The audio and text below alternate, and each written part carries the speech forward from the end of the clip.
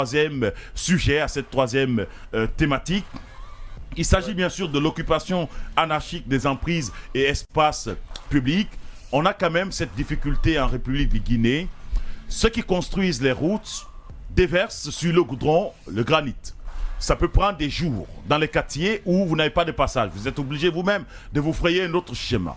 Ceux qui font de la cérémonie le font sur les routes, sur le goudron, pas ailleurs. Ceux qui veulent vendre et faire de commerce font le commerce sur le goudron, pas ailleurs. Alors, la question qu'on se pose aujourd'hui, c'est de comprendre, les âmes sont dans un risque possible. La vie humaine, elle est dans un risque possible lorsque les parterres des routes sont occupés et que les citoyens doivent marcher sur le goudron. Ils sont exposés aux accidents. Nous avons parlé de cette question d'accident et aujourd'hui, il est extrêmement important de parler de ce sujet. Donc, je vais me tourner vers vous, monsieur Emmanuel, pour parler effectivement de cette situation qui est quand même préoccupante et que l'on devrait trouver des solutions rapides. Oui, occupation anarchique, on ne cessera d'en parler parce que c'est le quotidien aujourd'hui des Guinéens. Il faut rappeler qu'aujourd'hui, la plupart de nos espaces publics sont pris d'assaut par plusieurs activités humaines du quotidien. On va parler de cette occupation anarchique en se penchant sur quelques aspects très rapidement. Tu as bien fait d'ailleurs de planter le décor, j'ai bien aimé cette façon de planter le décor. Et déjà, il faut rappeler quand cette occupation anarchique, vous la constatez aujourd'hui un peu partout à travers les garages qu'on a le long des routes, des garages qui occupent tout l'espace, vous ne pouvez même plus passer. Quelqu'un vient, il s'installe aujourd'hui sous le regard de tout le monde, sous le regard de la commune, des autorités communales, et il en fait même sa propriété privée jusqu'à vous obstruer le passage, pensant qu'il est dans son bon droit. Vous prenez aujourd'hui des espaces d'élevage de bétail qui vont jusque sur la route. Quand vous prenez le cas de, comment s'appelle le quartier Yembea aujourd'hui, où vous vous retrouvez même avec des espaces à Yimbaya aussi, Camp Carrefour, où vous retrouvez base militaire, où vous vous retrouvez avec des gens qui occupent les espaces jusqu'à se retrouver sur la route avec le bétail. Vous avez ces espaces publics. Quand vous prenez les passerelles, aujourd'hui la route, le marché de Anta en fait foi, le marché de Anko 5 en fait foi. Il y a tellement aujourd'hui d'espaces où on n'a pas la latitude de circuler, où même les piétons n'ont pas la latitude de circuler parce que ces espaces sont occupés anarchiquement, non seulement pour des activités commerciales, mais pour aussi d'autres activités telles que les cérémonies de mariage que les gens organisent à longueur de journée dans l'occupation de ces espaces publics. Aujourd'hui, on a l'impression qu'on est dans un pays où il n'y a pas de règles, où il n'y a pas de normes. Tu le rappelais, tu rentres chez toi fatigué, tu ne peux pas avoir accès à ton domicile parce que quelqu'un a décidé tout bonnement qu'il doit faire une fête en plein milieu de chaussée et il dépose ses engins sous le regard des autorités compétentes, sous le regard des populations complices. Aujourd'hui, on trouve pour prétexte qu'il n'y a pas d'espace de loisirs, mais si chacun a une cour, c'est bien pour aller fêter dans sa cour, ce n'est pas pour fêter sur la route. Vous ne pouvez pas embêter tout le monde à travers les fêtes. Quand vous prenez toute cette occupation dont on parle aujourd'hui, anarchique de nos voiries, même des caniveaux aujourd'hui qui n'ont pas de voie de circulation. On se rappelle du drame même qui s'est passé du côté de Anta. Il suffit de traverser la route d'Anta la nuit pour vous rendre compte à quel point cette chaussée elle est large, mais en journée vous ne pouvez pas passer parce qu'aujourd'hui vous avez des vendeuses qui laissent le marché où il y a des places à l'intérieur. En complicité avec les agents de mairie. Non, les agents de mairie, il faut le dire. Oui, en complicité avec ces agents. Mais après, vous voyez, moi j'ai assisté à une opération de déguerpissement du côté de la cité Anko 5 où on était même obligé de frapper certaines vendeuses, confisquer leurs marchandises pour leur dire écoutez, quittez sur la route. Et le paradoxe, c'est qu'à l'intérieur du marché, vous avez des places. On a l'impression qu'on a cultivé dans l'imaginaire des gens que pour vendre, il faut se retrouver en bordure de route. Alors qu'un marché, nous qui partons souvent au marché, parfois en supérette, on sait que parfois certains produits se trouvent au fond du rayon, mais notre besoin nous pousse à aller chercher ce produit. Parce que la route n'est pas un endroit où on doit occuper pour la vente, pour le commerce, mais chaque fois qu'il y a un drame, on remarque cette semaine, il n'y a personne et après quelques temps, ça s'installe. Les autorités communales, moi je les pointe du doigt surtout parce que ce sont ces autorités qui veillent à cette réglementation-là, à ce que les espaces ne soient pas occupés. Et justement, quand les gens sont là-bas, chaque fois, comme tu l'as dit, ils payent des quotas, de telle sorte qu'ils payent à chaque fois, ça remplit les poches. Quand on a les poches vides, on se dit écoutez, on va faire une descente, il y a des endroits occupés, on va aller voir pour les dire de quitter et on repart. Vous trouvez toujours que c'est les mêmes endroits qui étaient autrefois occupés, qui se retrouvent demain encore occupés. Donc il faut aujourd'hui que nos autorités communales tapent du poing sur la table qu'on dégage ces emprises et à l'État, dans l'urbanisme, de prévoir des espaces verts. C'est inadmissible que vous ayez un pays comme le nôtre. Vous n'avez pas d'espace vert, vous n'avez pas de lieu de loisirs et tout le monde se retrouve à occuper. Cette occupation va se manifester même par les joueurs de football parce que justement, il n'y a pas d'espace prévu pour cela. On n'a pas imaginé cela. Je ne sais pas comment on a conçu notre droit. On fait pousser des immeubles partout. Même les espaces qui étaient attribués à certaines communes, à certaines mairies pour autre chose, pour des espaces verts, on les a transformés en des espaces commerciaux. On les a transformés en des espaces commerciaux. Vous pouvez réagir à cette émission, je le rappelle encore une fois de plus, au 620 59 59 66 en envoyant un simple SMS. Nous allons avoir l'opportunité de relayer votre SMS et juste vers la fin de cette émission. Vous pouvez aussi aller sur le live Facebook de Yoma TV. Vous avez l'opportunité aussi de réagir là. Et il y a un autre numéro WhatsApp qui s'affiche aussi. Vous aurez l'opportunité d'écrire. On est preneur de toutes vos réactions pour les transmettre au peuple de Guinée et à ceux qui nous écoutent et ceux qui suivent effectivement cette émission. Donc, on se rend quand même compte que récemment, il y a une décision de l'État qui demandait aux gens de ne même pas stationner sur les bordures de route, mais je ne sais pas où est passée cette décision. On est quand même dans du laisser-aller. Les routes sont occupées, les routes sont encombrées par les véhicules, encombrées par la pression humaine, par le commerce, comme Emmanuel est en train de dire, mais surtout par les phénomènes de société. Oui, Emmanuel a parlé longuement de cette situation. Nous savons tous aujourd'hui, nous vivons, parce qu'il y a Conakry ici, le long des routes, nous voyons des occupations ça et là, des vendeuses qui occupent illégalement. Bon, d'ailleurs, quand on parle d'occupation, et on sait que c'est déjà illégal qui viennent n'est-ce pas, aller pour juste revendre au bord de la route. Et là, parce qu'il y a des passants à bord des véhicules qui ne veulent pas aussi descendre à aller acheter, qui s'arrêtent, donc il fait appel, venez ici. Parfois même, ce sont des mineurs, des femmes, donc qui sont aujourd'hui des couches vulnérables donc, de notre société. Donc à ce niveau, il faut appeler à une prise de conscience de la part ici, parce qu'aujourd'hui, la vie humaine est banalisée. Et la première sécurité donc, pour une première personne d'abord, c'est sa propre personne. Il faut avoir, n'est-ce pas, le souci de sa vie pour dire que nous n'avons qu'une seule vie. Nous n'avons qu'une seule vie. Et nous sommes le seul garant. Voilà. Nous sommes le seul garant. C'est ce qui va nous pousser vers la pause. Nous revenons juste après pour poursuivre ce débat sur l'occupation anarchique des emprises et des espaces publics. À tout à l'heure.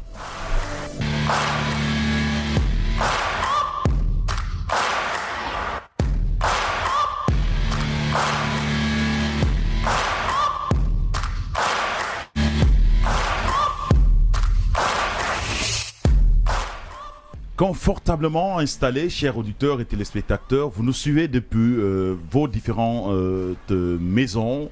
Vous êtes sur le bouquet canal 244 à la télé, nous passons maintenant même.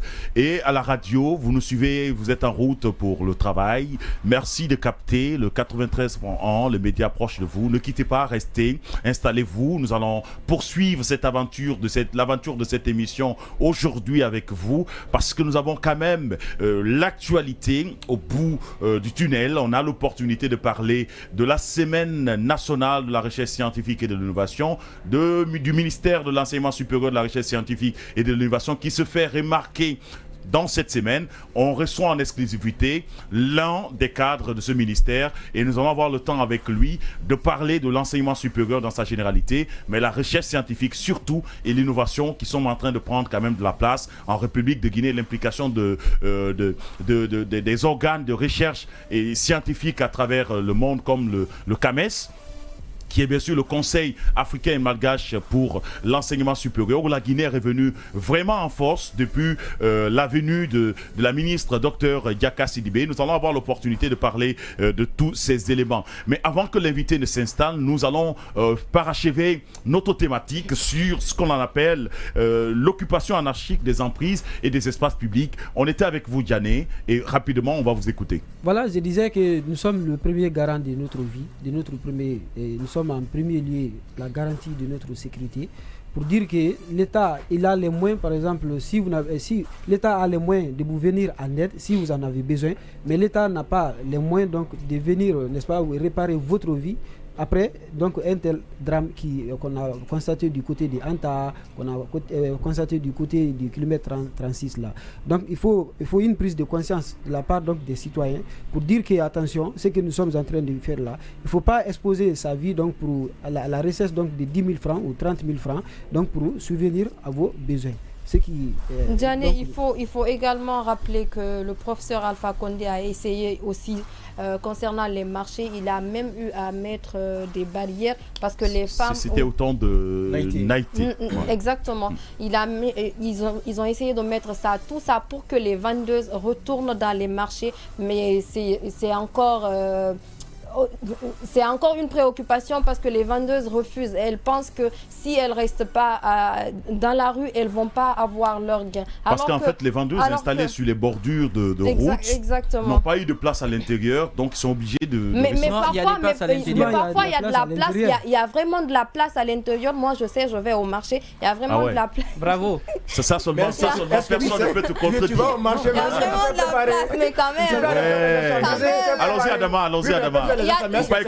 Il est en train de perturber. Il y a de la place, mais encore une fois, Odilon, il faut une conscientisation de la population. Il faut que ces femmes-là sachent que elles ne sont pas obligées de venir dans la rue pour vendre. Ça peut les coûter leur vie. Il faut qu'elles retournent dans les marchés, avoir leur gagne-pain là-bas et on va avancer. Le pays est assez en retard. Il ne faudrait pas qu'on tarde sur des choses comme ça. Que ces situations aussi se reproduisent, oui, et vous disons rapidement. Moi, sur la question, j'en veux d'abord à l'État, parce que c'est lui qui a la responsabilité d'assurer la sécurité des personnes et de leurs biens. Ça, je suis d'accord. En évoquant les aspects qui encadrent ce débat ce matin, les jeunes qui érigent l'espace public en des lieux de sport, les femmes qui occupent la voirie, ainsi de suite. Mais à côté, il y a aussi que l'État doit se réveiller dans la réalisation de certains services de base, des services publics, notamment offrir un cadre aux jeunes pour jouir pleinement de leurs droits au loisir. C'est extrêmement important. Le reste, il faut que l'État se réveille en gros, il faut que l'État se réveille, prenne ses responsabilités pour mettre à l'abri les citoyens qui sont exposés dangereusement, à tout moment, ils peuvent perdre la vie. Les citoyens extrêmement aussi perdre la vue. Oui, monsieur Alpha, moi je pense avant tout c'est un manque de civisme. Diané disait cela des citoyens. Diané disait cela tout à l'heure parce que personne n'est obligé quand même à rester au beau milieu de la route. Avant tout, il faut sauver sa vie. Ma vie, c'est ma vie, comme disait l'autre. Donc il faut protéger tant que possible la vie humaine. Il y a aussi des endroits... Des trucs de Farignari sont organisés. Moi, la plupart du temps, quand je rentre à la maison... Tu n'as pas organisé ça à la maison? Les mariages, oui. J'ai la parole. Avant tout, c'est la responsabilité de chacun.